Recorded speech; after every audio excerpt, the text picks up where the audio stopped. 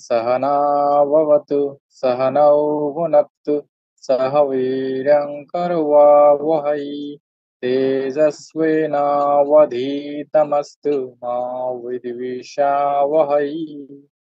ओम शांति शांति शांति। हरि ओम तत्सत्। আমাদের আজকের ক্লাসের আলোচ্য বিষয় ব্যঞ্জন সন্ধি। ইতিমধ্যে আপনারা গত সোমবারের ক্লাসে স্বর সন্ধি সম্পর্কে জেনেছেন। তো সন্ধি কি জিনিস সেটা অবশ্যই জেনেছেন, যে বর্ণের সাথে বর্ণের বা ধ্বনির সাথে ধ্বনির মিলনকে আমরা সন্ধি বলি। সন্ধি হচ্ছে তিন প্রকার: স্বর সন্ধি, ব্যঞ্জন সন্ধি এবং বিসর্গ সন্ধি। স্বর সন্ধি পড়ানো হয়েছে, তো আজকে আমরা ব্যঞ্জন সন্ধি নিয়ে আলোচনা করব। এর আগে গত ক্লাসে আমি আপনাদেরকে বিশেষ্য বিশেষণ সম্বন্ধ পড়িয়েছিলাম। তো ওখানে বলেছিলাম যে বিশেষ্য বিশেষণ শব্দটি বিশেষের অনুরূপ হবে, অর্থাৎ বিশেষ্য যে বচন যে পুরুষ যে লিঙ্গে থাকবে, বিশেষণে সেই পুরুষ সেই বচন সেই লিঙ্গের হবে। তো বিশেষণের হচ্ছে যখন বিশেষ্য শব্দটি পুংলিঙ্গ হবে তখন বিশেষণটি সবসময় নর শব্দের মতো করে হবে, নর শব্দের মতো করে রূপ হবে তার বিশেষণের রূপটি। এবং যদি স্ত্রীলিঙ্গ হয় তখন দুই ভাবে হতে পারে, একটা নদী শব্দের মতো করে আর একটা লতা শব্দের মতো করে। যেমন সুন্দর থেকে সুন্দরী, এটা নদী শব্দের মতো করে যাবে। আবার উত্তম থেকে উত্তমা, এটা লতা শব্দের মতো করে। তো স্ত্রীলিঙ্গের শব্দটি দুইটি প্রকারে হতে পারে, একটা নদী শব্দের মতো করে আর একটা লতা শব্দের মতো করে। আর ক্লিবলিঙ্গ ফল শব্দের মতো করে হবে সবসময়, আর পুংলিঙ্গ তো সবসময় নর শব্দের মতো করে হবে। তো আজকে আমরা ব্যঞ্জন সন্ধি নিয়ে আলোচনা করব। আপনাদেরকে যে দুটি বই সরবরাহ করা হয়েছে তার মধ্যে একটা আছে সমগ্র ব্যাকরণ কৌমুদী। আপনাদের সমগ্র ব্যাকরণ কৌমুদীতে সন্ধি সম্পর্কে বিস্তারিত অনেক কিছু দেয়া আছে। আমরা অতগুলো আলোচনা করব না, কিছু নিয়ম দেখবো শুধু। উদাহরণ হিসেবে কিছু নিয়ম দেখবো যে ব্যঞ্জন সন্ধিগুলো কি রকম ভাবে হচ্ছে। এখানে আপনাদের সমগ্র ব্যাকরণ কৌমুদীতে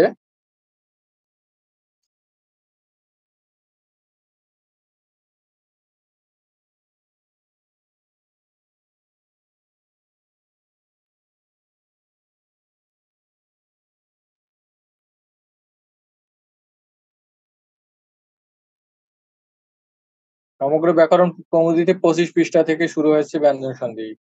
ঠিক আছে, এগুলো আপনারা দেখে নেবেন বিস্তারিত।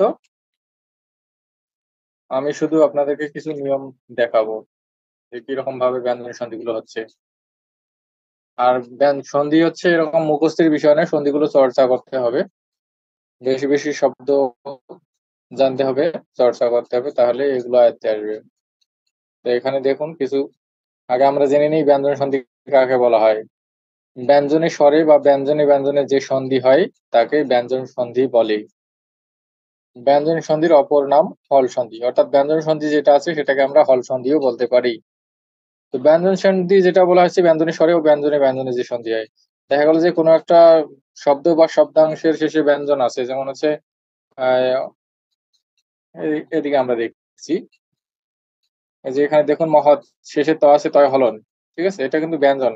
তারপরে যে চ আছে, তো এইখানে দেখুন দুটাই কিন্তু ব্যঞ্জন, ঠিক আছে, ব্যঞ্জনে ব্যঞ্জনে তখন সন্ধি হচ্ছে, এটাই হচ্ছে ব্যঞ্জন সন্ধি। আবার এদিকে এখানে দেখুন উদ যোগ না, এখানে না, ব্যঞ্জনের এই যে এখানে দেখুন 8 নম্বরে আসান যোগ কতে,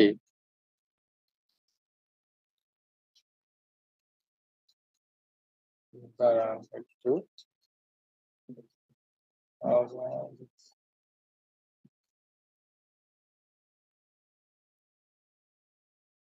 এই যে এখানে 13 নম্বরে দেখুন জগৎ যোগ অন্তঃ, এই যে শেষে জগতের শেষে তয় হলন আছে, এটা একটা ব্যঞ্জন। আর অন্তঃ যেটা আছে সেটা হচ্ছে স্বর, ঠিক আছে। এই যে ব্যঞ্জন এবং স্বরে এটা সন্ধি হচ্ছে, এই জন্য এটা ব্যঞ্জন সন্ধি। ঠিক আছে, আর বাকি যেগুলো দেখালাম এগুলো হচ্ছে ব্যঞ্জনে ব্যঞ্জনে সন্ধি। অর্থাৎ যখন আমাদের ব্যঞ্জনে ব্যঞ্জনে অথবা স্বরে ব্যঞ্জনে সন্ধি হবে সেটাকে আমরা ব্যঞ্জন সন্ধি বলবো, আর এই সন্ধিটাকে আমরা হল সন্ধিও বলতে পারি। তো এখানে কিছু নিয়ম দেওয়া আছে ব্যঞ্জন সন্ধি ব্যবহারের নিয়ম। আপনাদেরকে স্বর সন্ধিতে কিছু নিয়ম পড়ানো হয়েছে, ব্যঞ্জন সন্ধিতেও সেরকম কিছু নিয়ম আছে। 1 নম্বর নিয়মে দেখুন, চ কিংবা ছ পরে থাকলে তা ও দয় স্থানে চ হয়। সবগুলো হলো নাকি, এগুলো সব ব্যঞ্জন যেহেতু, চ ছ এগুলো পূর্ণ উচ্চারিত হবে না কিন্তু। ঠিক আছে, তো বলা হয়েছে যে শব্দের প্রথম পরের শব্দের শুরুতে আর কি, পরের শব্দটির বা শব্দ বা শব্দাংশের শুরুতে যদি চ কিংবা ছ থাকে, তাহলে প্রথম যে শব্দটি আছে বা শব্দাংশটি আছে তার শেষে যে দ অথবা ত থাকে, সেইখানে দ অথবা ত এর স্থানে চ হয়ে যায়, চ হলন হয়ে যায়। যেমন এখানে দেখুন, মহৎ চক্রম, এই যে মহৎ শব্দটি আছে এর শেষে কি আছে, দ অথবা তয় হলন ধরতে পারি, আমরা যে কোনো একটা ধরতে পারি। মহৎ তয় হলন এবং হচ্ছে পরের যে শব্দটি আছে চক্রম, চক্রম শব্দের শুরুতে কিন্তু চ আসে। ঠিক আছে, তো নিয়মে যেটা বলা হয়েছিল যে পরের শব্দটি যদি চ কিংবা ছ দিয়ে শুরু হয়, তাহলে প্রথম শব্দের শেষে যে দ হলন কিংবা ত হলন আছে সেই জায়গায় চ হলন হয়ে যাবে। তো এখানে দেখুন, মহৎ চক্রম দুটো মিলে হয়েছে মহৎ চক্রম। এই দ কিংবা তয়ের জায়গায় আরেকটা চ এসেছে, এই প্রথম শব্দের শেষের চ এবং পরের শব্দের প্রথমের চ দুটো মিলে চয় চ হয়েছে। ঠিক আছে, এভাবে হয়েছে মহৎ চক্রম। মহৎ যোগ চক্রম সমান মহৎ চক্রম। তারপরে দেখুন, তৎযোগ ছবিহি সমান তৎছবিহি, এই যে তৎ শব্দের শেষে যে দয় হলন আছে সেটার জায়গায় আরেকটা চ এসেছে, এই চ এবং পরের শব্দের শুরুতে যে ছ আছে দুটো মিলে চয় ছ হয়েছে, তৎযোগ ছবি সমান তৎছবিহি। এরপরে দেখুন, তৎযোগ চলনম সমান তৎচলনম, মহৎ যোগ ছত্রম সমান মহৎ ছত্রম। এখানে সবগুলোতেই দেখুন কোনোটাতে দয় হলন আছে কিংবা কোনোটাতে তয় হলন আছে। যেটা মহৎ, যেগুলো মহৎ, মহতে আমরা তয় হলন দিতে পারি। তো এই তয় হলনের জায়গায় কিন্তু সবসময় চ এসেছে, কারণ এর নিয়মে বলা হয়েছে যে পরের শব্দটি যদি শুরুতে চ কিংবা ছ থাকে তাহলে প্রথম শব্দের শেষে দয় হলন কিংবা তয় হলনের জায়গায় তয় হলন আসবে। ক্লিয়ার? সকলে বুঝতে পেরেছেন? এরপর 2 নম্বর নিয়ম দেখুন, এখানে আপনাদের সমগ্র ব্যাকরণ কৌমুদীতে আরো অনেক কিছু উদাহরণ দেওয়া আছে, আপনারা দেখতে পারেন। এগুলো জাস্ট আমি আপনাদেরকে কয়েকটা নিয়ম দেখাচ্ছি, উদাহরণ দেখাচ্ছি যে এরকম ভাবে হয়। আর এই শব্দগুলো একটু চর্চা করতে হবে, বেশি বেশি চর্চা করতে হবে, দেখতে হবে, তাহলেই আয়ত্তে আসবে। 2 নম্বর নিয়ম দেখুন, জ কিংবা ঝ পরে থাকলে ত ও দ স্থানে জ হয়। ওই আগেরটার মতোই বলা হয়েছে যে প্রথম শব্দের শেষে যদি দ কিংবা ত থাকে আর পরের শব্দের শুরুতে যদি জ কিংবা ঝ থাকে, তাহলে ওই প্রথম শব্দের যে শেষে দ কিংবা ত আছে সেই জায়গায় আরেকটা জ আসবে ওইটার পরিবর্তে। দেখুন এখানে উদাহরণ দেওয়া আছে, উজ্জগ জলাহা সমান উজ্জ্বলাহা। এই যে উদ, এখানে দয় হলনটা ছিল সেই জায়গায় একটা জ এসেছে, এই জ এবং পরবর্তী যে শব্দের জয় বফলা আছে সেই দুটো মিলে জয় জয় বফলা হয়েছে, উজ্জগ জ্বালাহা সমান উজ্জ্বলাহা। তারপর ভাবত যগ জীবনম সমান ভাবত জীবনম। এরপর আছে সরিত যগ জলম সমান সরিত জলম, তৎ যগ জন্ম সমান তৎ জন্ম। এই শব্দগুলো আমরা সন্ধি কখন ব্যবহার করি, যখন কোনো শব্দকে মানে সহজে উচ্চারণ করার জন্য দুটি শব্দের মিলন বা দুটি, এখানে তো সন্ধির মিলন, বর্ণের মিলন। হ্যাঁ, এই যে তৎ জন্ম, আমরা এইটাকে না বলে তৎ জন্ম একসাথে বলতে পারি, এটা হচ্ছে সন্ধি ব্যবহারের আমাদের উপকারিতা। জীবনম, ভবৎ জীবনম নাম হলে ভবৎ জীবনম বলতে পারি। বুঝতে পেরেছেন সকলে? কোনো প্রশ্ন থাকলে জিজ্ঞেস করবেন।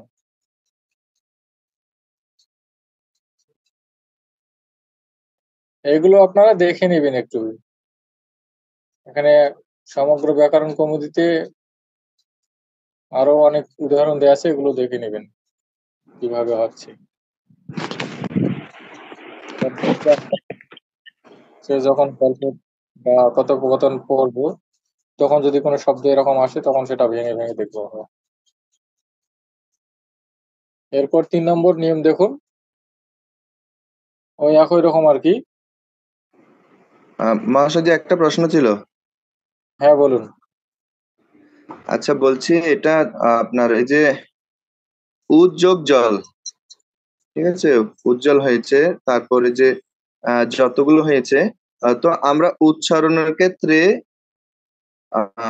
জ বলবো না আহ, ত বলবো? দ বলবেন নাকি ত বলবেন? আচ্ছা, হ্যাঁ, এটা আমরা হচ্ছে যখন উচ্চারণ করব, হ্যাঁ, যেমন ভবজ্জীবন, বাংলায়। ভবজ্জীবনম। হ্যাঁ, তারপর বলুন। হ্যাঁ, সবগুলোর ক্ষেত্রে আমরা কি দয়হস, খণ্ডত, এভাবে যখন ওটা যখন সন্ধি হবে, যখন সন্ধি হয়ে যখন শব্দটা হবে, তখন আমরা উচ্চারণটা কিভাবে করব? যখন জয়ের উচ্চারণ ধরবেন, এটা তো সন্ধির নিয়মে, তো সন্ধির কারণেই তো হচ্ছে যে আমাদের উচ্চারণের সুবিধা। এই যে আমরা বলতেছি উজ্জ্বলহা, উজ্জ্বলহা, এটা আমাদের যদি দ্রুত উচ্চারণ করতে যাই তখন কিন্তু একটু সমস্যা হবে। আর যখন আমরা উজ্জ্বলহা বলবো, জ আনবো, তখন কিন্তু সহজে উচ্চারণ করতে পারবো। এই জন্য কিন্তু সন্ধি করা হয়েছে। তো যখন ওই যে সন্ধি করার পর যে শব্দটা আছে সেটাই উচ্চারণ করবেন। যেমন হচ্ছে উজ্জ্বলহা, উজ, উজ, আগে বলতেছি উদ জ্বালাহা, পরে যখন সন্ধি হলো তখন বলবো আমরা উজ, উজ, জ আনবো আর কি, উজ্জ্বলাহা, উজ্জ্বলাহা। ঠিক আছে? আর এখন আমরা বলতেছি ভাবাত জীবানাম, সন্ধি করার পর বলবো ভাবাত জীবানাম, জ নিয়ে আসবো। ঠিক আছে? এগুলো সবগুলোর ক্ষেত্রে একই রকম ভাবে, মানে সন্ধি করার পর যেই বর্ণটা আসবে সেইটা আমরা উচ্চারণ করবো। সন্ধির আগের হিসাবটা আলাদা। বুঝতে হ্যাঁ, পেরেছেন? হ্যাঁ, হ্যাঁ, বুঝতে পেরেছি। তাহলে এটাই হচ্ছে কি, সন্ধির পর আমরা আমাদের সামনে যে বর্ণটা থাকবে ওইভাবে আমাদের হ্যাঁ, উচ্চারণ করতে হবে। সেই বর্ণটা ধরেই উচ্চারণ করতে হবে। আর এই কারণেই তো সন্ধি করা, যাতে উচ্চারণের আচ্ছা। সুবিধা হয়, সহজে উচ্চারণ করতে পারি, এই কারণে সন্ধি করা। আর ওখানের মধ্যে মূল শব্দটা কি ছিল সেটা হলে তাহলে সন্ধির ভিতর সন্ধি করে আমাদের দেখতে হবে। হ্যাঁ, হ্যাঁ, এখানে আচ্ছা, সন্ধি আচ্ছা। যে শব্দটা আছে ভবৎ জীবনম, এটাকে আপনি ভাঙলেন দুইটা শব্দ পেলেন, ভবৎ জীবনম। ঠিক আছে? ভবৎ একটা, জীবনম একটা, দুইটা শব্দ পেলেন। আবার কোন কোন সময় শব্দ আছে যেগুলোকে ভাঙলে এই দুটো শব্দই কিন্তু, দুটো শব্দেরই অর্থ আছে। বুঝতে পারছেন যে এই দুটো শব্দ ভবৎ অর্থাৎ ভবৎ শব্দটি আমরা পড়েছিলাম আপনি অর্থে ব্যবহার করা হয়। আর জীবনম, জীবন, এটা জানি দুটারই অর্থ হচ্ছে। আবার কিছু কিছু আছে যেগুলো ভাঙলে কিন্তু দুইটারই শব্দ আপনারা শব্দের অর্থ পাবেন না। সেগুলো হচ্ছে শব্দ কিংবা শব্দাংশ। বলা হয়েছে যে শব্দ কিংবা শব্দাংশের সাথে কিন্তু শব্দ কিংবা দুইটা শব্দ কিংবা শব্দাংশ যুক্ত হয়ে সন্ধি হয়। হ্যাঁ, এখানে দুটি শব্দ যুক্ত হয়ে সন্ধি হয়েছে। সন্ধি মূলত এই ইয়ার ধ্বনির সাথে, ধ্বনি বা বর্ণের সাথে বর্ণের মিল। কিন্তু আমাদের তো শুধু ধ্বনি না, দুটো শব্দ যুক্ত করতে হয় বা শব্দাংশ। এখানে সবগুলোই অর্থপূর্ণ শব্দ। এরপরে দেখতে পারবেন যে কিছু শব্দাংশ আছে, সেগুলো কিন্তু শব্দের যেটা অংশ সেটার কিন্তু অর্থ পাবেন না। বুঝতে পেরেছেন? আচ্ছা, আচ্ছা, বুঝতে পেরেছি। এরপর দেখুন, যদি পদের শেষে দ কিংবা ত হলন, এরপর তালব্য স থাকে, তবে দ কিংবা ত স্থানে দ হয় এবং তালব্য স স্থানে ছ হয়। যে বলা হয়েছে যে প্রথম শব্দ বা শব্দাংশ যেটি থাকবে সেটার শেষে যদি ত হলন কিংবা দ হলন থাকে, এবং পরের যে শব্দ বা শব্দাংশটি থাকবে সেইটার শুরুতে যদি তালব্য স থাকে, তাহলে এই প্রথম শব্দের যে দ কিংবা ত আছে সেই জায়গায় দ হলন হবে, এবং পরবর্তী শব্দের শুরুতে যে তালব্য স্বর আছে সেই জায়গায় ছ হবে। উদাহরণ হিসেবে দেখুন, জগৎ যক শরণ্যম, এখানে শরণ্যাহা হবে, ময় হেলন না দিয়ে একটা বিসর্গ দিলে হয়ে যাবে।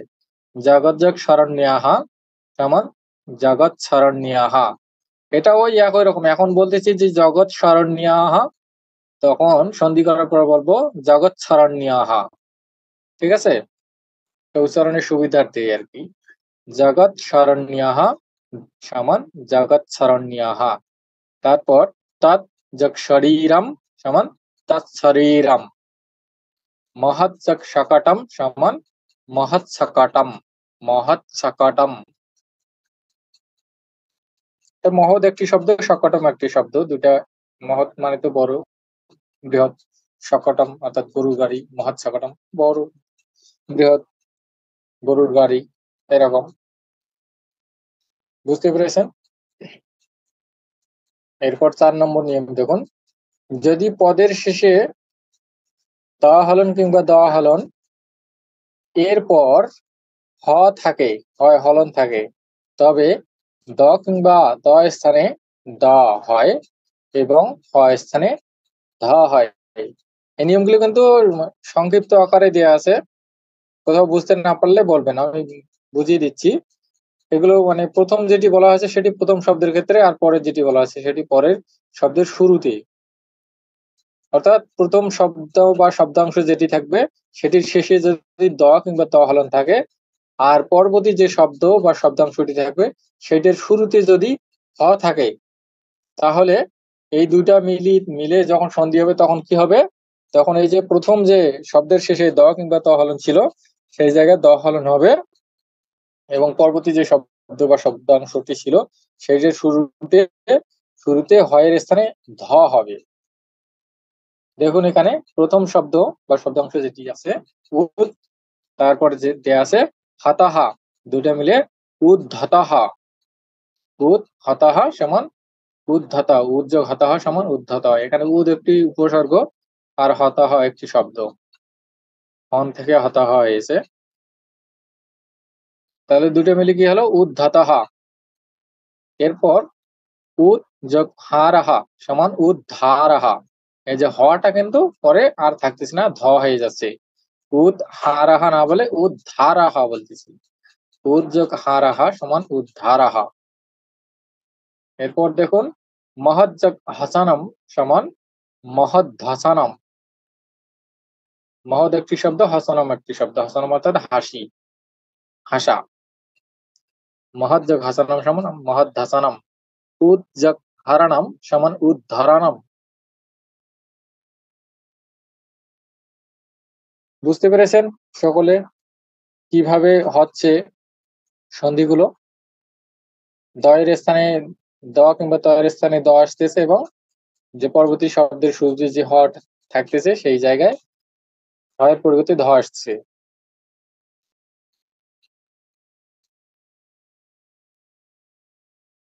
এরপর দেখুন, যদি ল পরে থাকে তাহলে ত, দ, ন এই তিনটির স্থানে ল হয়। অর্থাৎ এখানে বলা হয়েছে যে প্রথম শব্দ বা শব্দাংশ যেটি থাকবে সেটার শেষে দ হলন, ত হলন কিংবা ন হলন থাকবে। অর্থাৎ শেষে এই তিনটা থাকবে প্রথম শব্দাংশের শেষে, আর পরে যে শব্দটি থাকবে বা শব্দাংশটি থাকবে সেটির শুরু হবে ল দিয়ে। যদি এরকম হয় তাহলে কি হবে, এই ত, দ, ন এই তিনটির পরিবর্তে সেখানে ল হবে। যেমন এখানে আছে বৃহৎ যাক ললাটম সমান বৃহৎ ললাটম। বৃহৎ এখানে শেষে ত হলন কিংবা দ হলন যে কোনো একটা দিতে পারেন। বৃহৎ যাক ললাটম, আর ললাটম যে শব্দটি আছে, ললাট কপাল, ললাটের শুরুতে ল আছে। তো এই নিয়মটা আমাদের হচ্ছে প্রযোজ্য। এই কারণে এখানে এই যে বৃহতের শেষে যে তহলন কিংবা দহলন আছে সেই জায়গায় আমরা আরেকটি ল দেব। তো এই এখানকার ল এবং পরবর্তী শব্দের ল দুটা মিলে লয় ল হচ্ছে। তখন কি হচ্ছে, বৃহৎ যোগ ললাটম সমান বৃহল ললাটম, বৃহল ললাটম। হ্যাঁ, অনেক বড় কপাল। তারপর উদ যোগ লিখিতাহা সমান উল্লিখিতাহা। উজ্জক লিখিতাহ সমান উল্লিখিতাহ, উল্লিখিতাহ। এখানে উদ একটি উপসর্গ, লিখিতাহ একটি শব্দ, দুটো মিলে উল্লিখিত। আমরা অনেক সময় লিখি যে উল্লেখিত, উল্লেখিত না হয়ে উল্লিখিত হবে, উল্লিখিত বাংলায় লিখি কিন্তু উল্লেখিত, সেটা হবে না, উল্লিখিত হবে আর কি। এটা আপনারা ঠিক করে লিখবেন, অনেক সময় আমিও ভুল করি, আমাদের ভুল হয়ে যায়। তারপর দেখুন মহান যাক লাভাহা সমান মহাল্লাভাহা, মহাল্লাভাহা। এই নয়ের স্থানে এখানে ল আসতেছে। এখানে দেখুন আপনাদের তারপরে শব্দটি ভবান যাক লাভাতে সমান ভবাল লাভাতে। এই যে শেষের যেগুলোতে ন হলন আছে সেটার ক্ষেত্রে একটা করে চন্দ্রবিন্দু আসতেছে। তো আমাদের সংস্কৃতে চন্দ্রবিন্দুর ব্যবহার নাই, এটা এখানে মহাল্লাভতে, এখানে নাক দিয়ে উচ্চারণ করার ক্ষেত্রে এখানে বলা আছে মহাল্লাভা, ভবান লাভতে।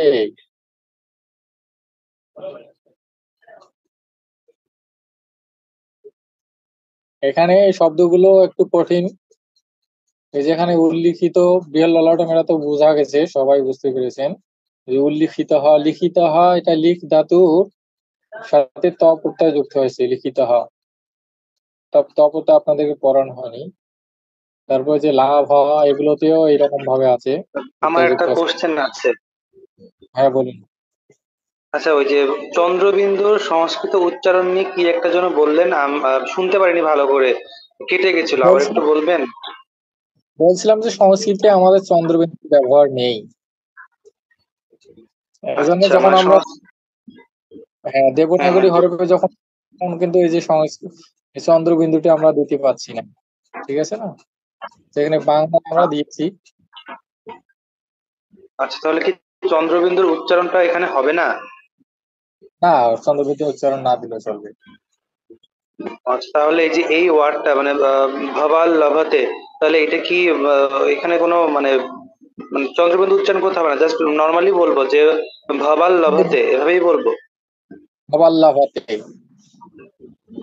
আচ্ছা, এখানে ন ঠিক আছে, আছে। সেটা বোঝানোর জন্য আর কি চন্দ্রবিন্দু দেওয়া হয়েছে, এই আর কি, তার কিছু না। আচ্ছা, ঠিক আছে।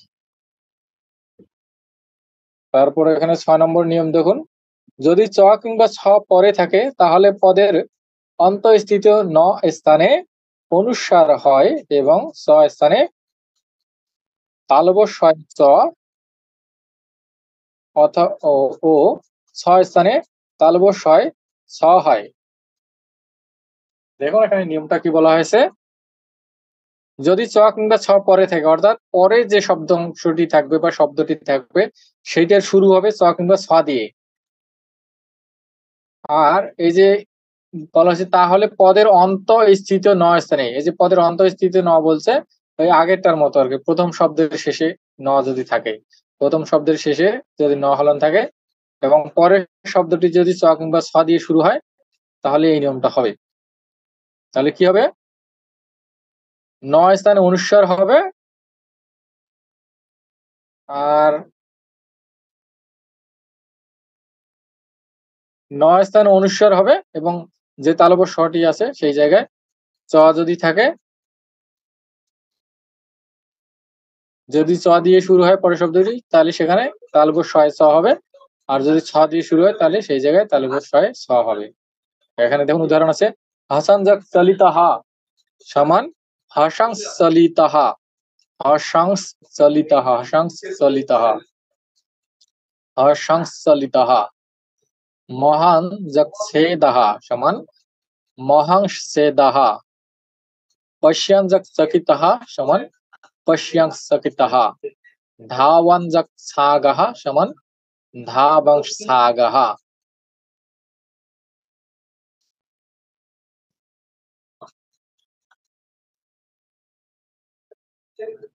বুঝতে পারতেছেন? যেখানে দেখুন এখানে প্রথমটাতে হাসান যাক চলিত চ দিয়ে শুরু হয়েছে, এই কারণে এই যে নয়ের স্থানে অনুস্বার এসেছে, হাসানটা হাসাং হাসাং হয়েছে এবং ছয়ের জায়গায় তালব্য শয় চ হয়েছে, ঠিক আছে? তো এর আর যে সন্ধি করার পর আমাদের উচ্চারণ হচ্ছে হাসাংসালিতাহা। তারপরেরটিও একই রকম ভাবে মহান যোগ ছেদাহা, এখানে ছ দিয়ে শুরু হয়েছে, তো এই কারণে এখানে ছয়ের জায়গায় তালব্য ছয় ছ হয়েছে। ঠিক আছে, তো এই যে এখানে ছেদাহা ছিল, একার ছিল, তো একারটা ব্যবহার হয়েছে এখানে। আর প্রথমটাতে কোনো ছিল না, অকার ছিল, অকারই ব্যবহার হয়েছে। তারপরে পশ্চিয়ান যোগ চকিত, ওইটাও একই রকম ভাবে পশ্চিয়াং চকিত। তারপর ধাবাং যোগ সাগাহা সমান ধাবাং সাগাহা। এগুলো বুঝতে পারতেছেন তো শব্দগুলো?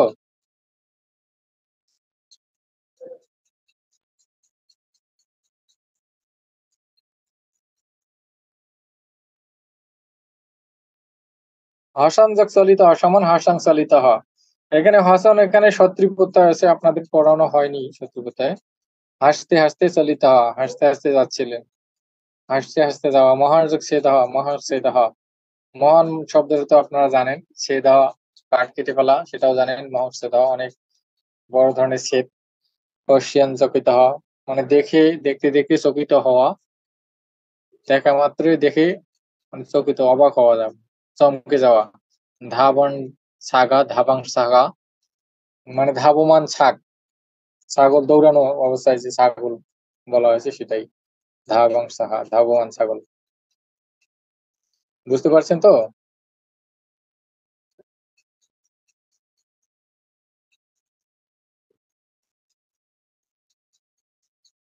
এরপর দেখুন 7 নম্বর নিয়ম।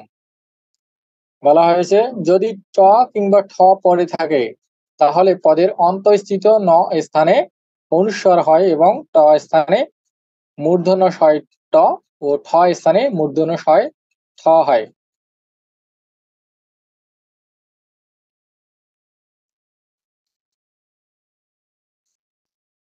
ওই আগেরটার মতোই আর কি বলা হয়েছে, প্রথম শব্দটি ন হলন দিয়ে শুরু, মানে প্রথম শব্দের শেষে ন হলন থাকবে, আর পরের শব্দটি শুরু হবে ট কিংবা ঠ দিয়ে, তাহলে নয়ের জায়গায় অনুস্বর হবে এবং ট কিংবা ঠ এর জায়গায়, ট এর জায়গায় হবে মূর্ধন্য শয় ট, আর ঠ এর জায়গায় মূর্ধন্য শয় ঠ হবে। উদাহরণ দেখুন, মহান যোগ ঠক্ক রাহা সমান মহাংস ঠক্ক রাহা। চালান যোগ টিট্টি ভাহা সমান চালাংস টিট্টি ভাহা।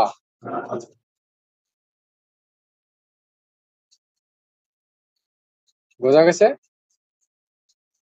এরপর দেখুন 8 নম্বর নিয়ম।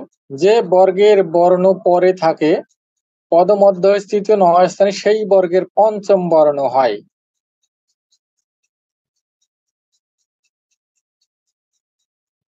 যে বর্গের বর্ণ পরে থাকে পদমধ্যস্থিত ন স্থানে সেই বর্গের পঞ্চম বর্ণ হয়। অর্থাৎ ওই আগের আগের দুটোর মতোই ন হলন দিয়ে শুরু হবে, মানে প্রথম শব্দাংশ বা শব্দটি নয় হলন দিয়ে শেষ হবে, আর পরের যে শব্দটি থাকবে সেই শব্দের শুরুতে যে বর্গীয় বর্ণ থাকবে সেই জায়গায় কি হবে, নয়ের স্থানে কি হবে, সেই বর্গীয় বর্ণের পঞ্চম বর্ণ হবে। যেমন এখানে দেখুন আসানজাক্কাতে সমান আসাঙ্কাতে। এই যে এখানে ক পরে মানে পরের যে শব্দাংশটি আছে কাতে, এই যে কতে, এখানে কিন্তু কতের মানে পাবেন না আপনারা, শব্দাংশ এটি একটি। কতে যেটি আছে সেটি কিন্তু ক দিয়ে শুরু হয়েছে, তো ক বর্গীয় বর্ণের পঞ্চম বর্ণ কোনটি? ঙ। ঠিক আছে, ঙ। তো এই যে নয়ের স্থানে তখন কি হচ্ছে, ঙ হচ্ছে। আসানজাক্কাতে সমান আসাঙ্কাতে। ঙ আর ক দুটো মিলে ঙয় ক হচ্ছে। আসান জাক্কাতে সমান আসাঙ্কাতে। আবার পরের যেটি উদাহরণ দেওয়া আছে, বানজাক চায়াতি সমান বানচায়াতি।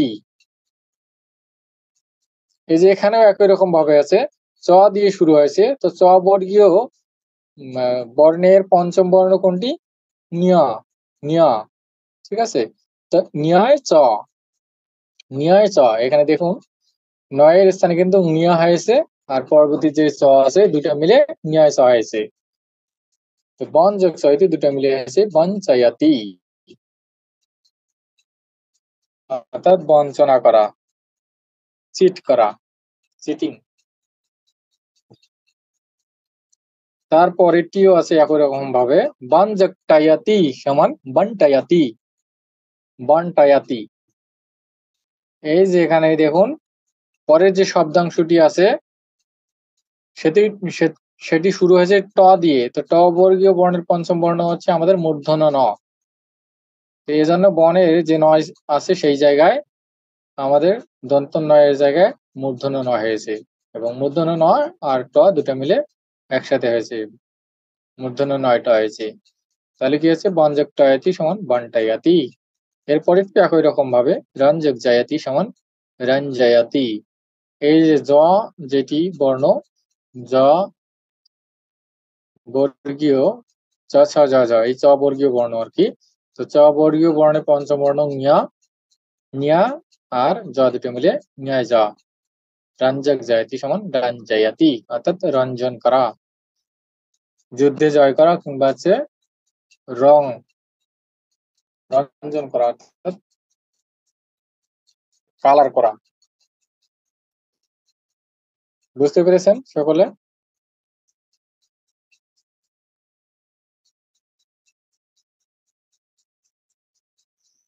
এগুলো সন্ধি সাধারণত আমরা ওই যে বিভিন্ন মন্ত্র শ্লোক এগুলো পড়ে এই সব স্থানে কিন্তু সন্ধির ব্যাপক প্রয়োগ আছে। ঠিক আছে, এরপর দেখুন 9 নম্বর, যদি ত পরে থাকে তাহলে পদ মধ্যে স্থিত ম স্থানে ন হয়। যথা, এই যে আবার বলা হয়েছে আগের গুলোর মতো এখানে বলা হয়েছে যে যদি প্রথম শব্দাংশ বা শব্দটির শেষে ম হলন থাকে আর পরের শব্দটি যদি ত দিয়ে শুরু হয়, পরের শব্দ কিংবা শব্দাংশ যদি ত দিয়ে শুরু হয়, তাহলে কি হবে, এই যে ম এর জায়গায় ন হয়ে যাবে। ঠিক আছে, যেমন এখানে গম শব্দটি আছে, গম একটি ধাতু, গম শব্দ বা শব্দের শেষে ময় হলন আছে, আবার এর সাথে যুক্ত আছে তা।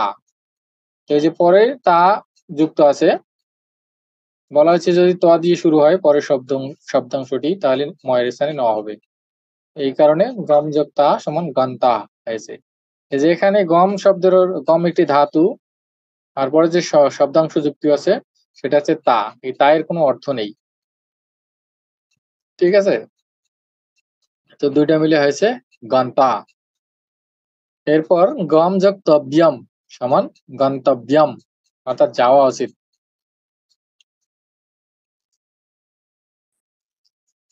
তারপরে আছে নিয়ম যক্তা সমান নিয়ন্তা, যেখানে ময়ের জায়গায় সবসময় ন আসতেছে, এটাই আমাদের নিয়ম বলা হয়েছে। শাম যক্তম সমান শান্তম সমান শান্ত।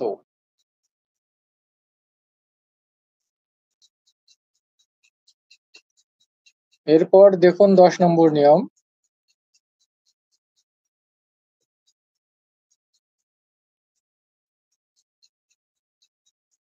যদি ছ পরে থাকে তাহলে স্বরবর্ণের পর চ আগম হয়।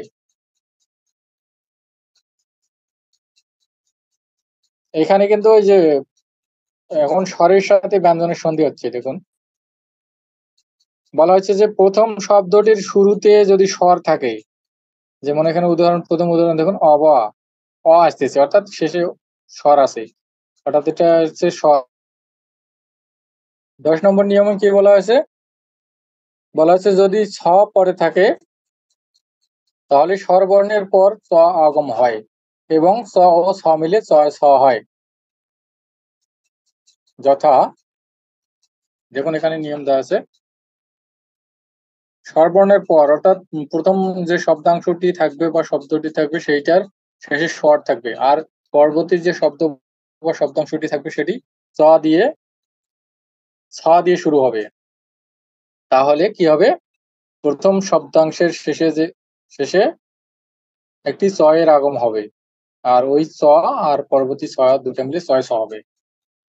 এখানে দেখুন উদাহরণ, অবজছেদাহা সমান অবচ্ছেদাহা, অবচ্ছেদাহা, এই যে অবর পর একটা চ আসতেছে আর ছ আর ছ মিলে ছয় ছ হচ্ছে, যেহেতু একারটা সামনে এসছে অবচ্ছেদাহা।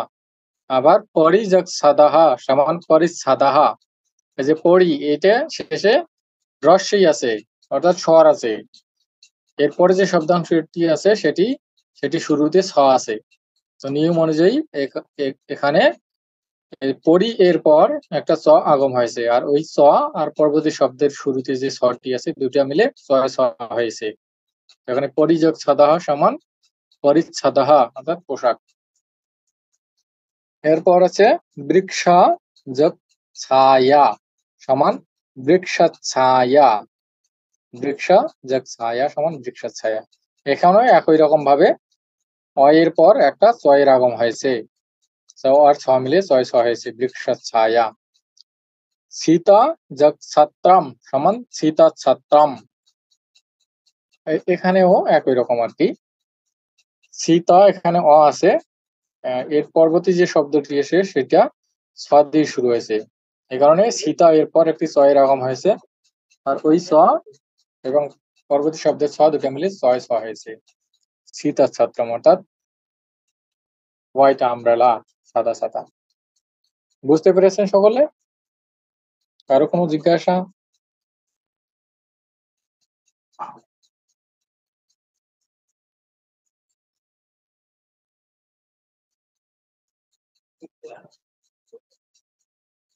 আপনারা এগুলো ভালো করে দেখবেন, এখানে ব্যাকরণ কৌমুদীতে আরো কিছু নিয়ম দেয়া আছে, এই নিয়মগুলোও দেখবেন, কয়েকবার দেখবেন, তাহলে দেখে দেখে একটু চর্চা করবেন, মানে মনে রাখার চেষ্টা করবেন। পরবর্তীতে এই সকল শব্দ মানে এরকম যদি সন্ধিযুক্ত শব্দ আসে তাহলে সেটাকে আমরা ভেঙে দেখতে পারবো যে কিভাবে কি হলো, কোন নিয়মে হলো, অথবা দুইটি শব্দ বা শব্দাংশকে আমরা সন্ধির মাধ্যমে যুক্ত করতে পারবো, সংযুক্ত করতে পারবো।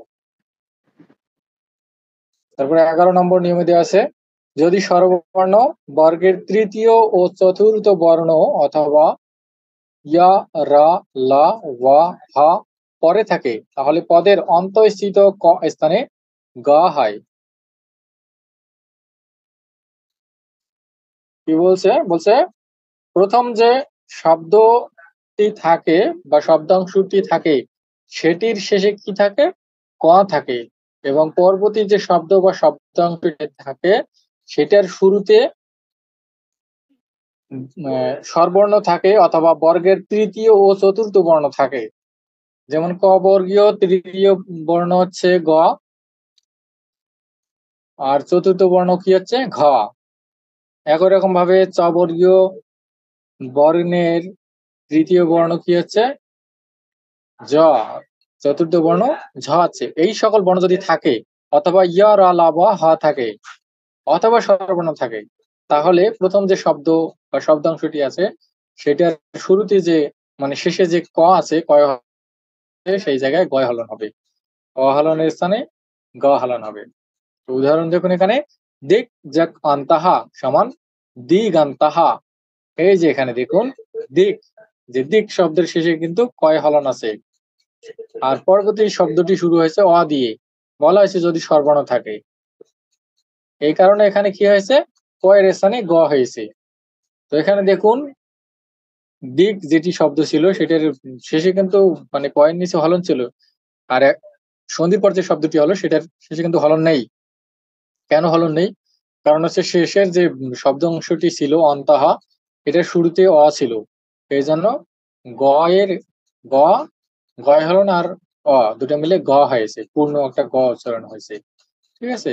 তো এটা আর কি বলা হয়েছে, এগুলো থাকলে গয়ের স্থানে গ হবে, সবগুলোতে একই রকম ভাবে হয়েছে। দিক জাগান্তাহা সমান দিগান্তাহা, বাক যোগ ই সাহা সমান বাগ ই সাহা। দুইটা এখানে অর্থপূর্ণ শব্দ, ই সাহা অর্থাৎ ঈশ্বর, আর বাক শব্দ অর্থ অর্থাৎ কথা আর কি। দুইটা মিলে হয়েছে বাগ ই সাহা অর্থাৎ বাকপটু। বাক যোগ দানম সমান বাগ দানম, সবাই জানেন। দিক যোগ গাজাহা সমান দিক গাজাহা, পণ্ডিত ব্যক্তি। বুঝতে পেরেছেন সকলে? এরপর 12 নম্বর নিয়ম দেখুন, যদি তালব স কিংবা দন্ত স কিংবা হ পরে থাকে তাহলে পদের মধ্যস্থিত নয় স্থানে অনুস্বার হয়। যেখানে বলা হয়েছে কিন্তু পদের মধ্যস্থিত, মধ্যস্থিত তখন তো ওই যে প্রথম যে শব্দাংশটি আছে সেই শব্দাংশটি শেষে যেটা থাকে সেটা তো তখন দুটো যুক্ত হওয়ার পর মাঝখানে অবস্থান করে, এজন্য মধ্যস্থিতি বলা হয়েছে। তো বলা হয়েছে কি প্রথম শব্দটি যদি ন দিয়ে শেষ হয়, পরের শব্দটি যদি দন্ত স কিংবা তালব্য স কিংবা হ দিয়ে শুরু হয়, তাহলে পদে যে প্রথম শব্দের শেষে যে নটি থাকে সেটা সেই স্থানে অনুস্বার হয়। উদাহরণ দেখুন, দান যাক সানাম সমান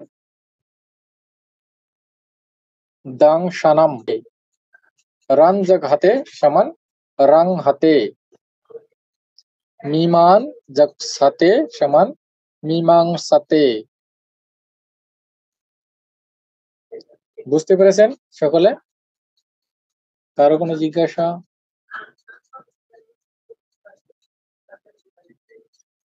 আচ্ছা, এরপরে দেখুন আমাদের এখানে সর্বশেষ নিয়ম, এই নিয়ম শেষ এখানে। যদি স্বরবর্ণ অথবা গা ধা গা ঘা দা ধা ওয়া ভ ইয়া রা ওয়া পরে থাকে, তাহলে পদের অন্তঃস্থিত ত স্থানে দেওয়া হয়। আগেরটার মতো এখানে বলা হয়েছে যে শেষে যদি এগুলো থাকে, অর্থাৎ শেষের যে শব্দাংশটি থাকে সেটির শুরুতে যদি এই সকল বর্ণ থাকে, আর প্রথম যে শব্দাংশটিতে আছে সেটির শেষে যদি তয় হলন থাকে বা দয় হলন থাকে, তাহলে সেই ত হলন স্থানে দেওয়া হয়, সবসময় দয় হলন হবে। দেখেন এখানে উদাহরণ, জাগাত জগ আন্তাহা সমান জাগাদ আন্তাহা, জাগাত জগ ইন্দ্রাহা সমান জাগাদ ইন্দ্রাহা। এই যে এখানে দেখুন জাগাদ ইন্দ্রাহা, জাগাদ ইন্দ্রিয়াহা, জাগাদ ইন্দ্রাহা। জাগাত এই ত হলনের জায়গায় দ হলন এসেছে, আর শেষে মানে পরের শব্দটির শুরুতে যে ইন্দ্রাহা ই আছে, এই ইটা দয়ে রস্বইকার হয়ে গেছে। জাগাত ইন্দ্রাহা সমান জাগাদ ইন্দ্রাহা, জাগাত জাগ ঈশাহা সমান জাগাদ ঈশাহা, ভাবাত জাগ দার্শানাম সমান ভাবাত দার্শানাম। বুঝতে পেরেছেন সকলে? কারো কোনো জিজ্ঞাসা আছে?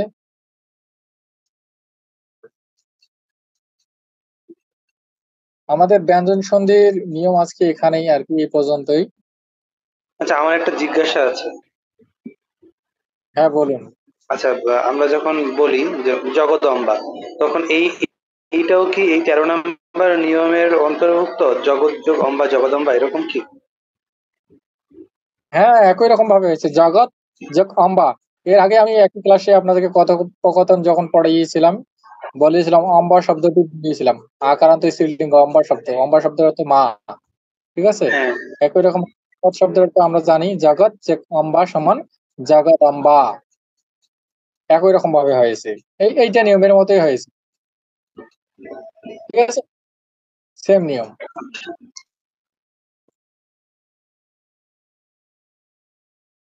আচ্ছা, আমাদের চূড়ান্ত পরীক্ষা আপনাদেরকে, এটা তো মে মাস এখনো শেষ হয়নি, জুন মাসের শেষের দিকে হবে আর কি। আপনাদেরকে বলে দেওয়া হবে, আমাদের সন্ধি পড়ানো হয়ে গেলে মোটামুটি সিলেবাস কমপ্লিট, আর কিছু থাকতেছে না। তারপরে যদি কিছু বাদ থাকে তাহলে আর বাকি ক্লাসগুলোতে আমরা এটা কমপ্লিট করে দিব, এরপর আমরা রিভিশন দেব, এর মাঝেই আমরা সিলেবাস দিয়ে দেব, আর জুনের শেষের দিকে আপনাদের চূড়ান্ত পরীক্ষা হবে।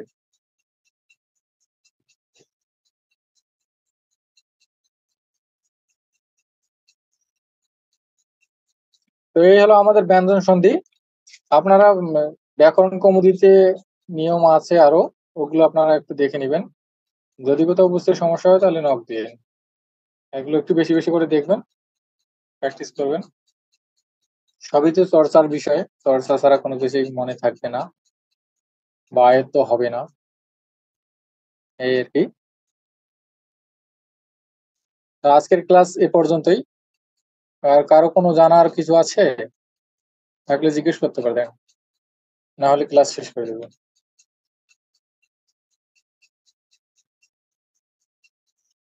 আর আপনাদেরকে যখন এই যে পিডিএফটা শেয়ার করবো, এখানে দেখবেন ক্লাসের ইউটিউব লিংক, পিডিএফ এর এই যে লিঙ্কটা দেওয়া আছে ব্যঞ্জন সন্ধি, এখানে ক্লিক করলে আপনারা ইউটিউবের ক্লাসটা পেয়ে যাবেন, সরাসরি ইউটিউবে নিয়ে যাবে আপনাদেরকে। আর যে এখানে বাটন গুলো আছে, ইউটিউব বাটন, তারপর হচ্ছে ফেসবুক বাটন, পেজের একটা বাটন দেওয়া আছে, একটা গ্রুপের বাটন দেওয়া আছে। এগুলোতে ক্লিক করলেও সরাসরি আপনারা পেজে কিংবা গ্রুপে যেতে পারবেন, অথবা আমাদের ইউটিউব চ্যানেলে যেতে পারবেন।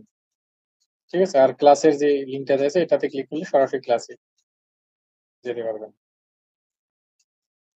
তো ঠিক আছে, আপনারা সকলে ভালো থাকবেন, সকলকে নমস্কার। ওম শান্তি শান্তি শান্তি, হরি ওম তৎসৎ। শ্রীরামকৃষ্ণার্পণমস্তু।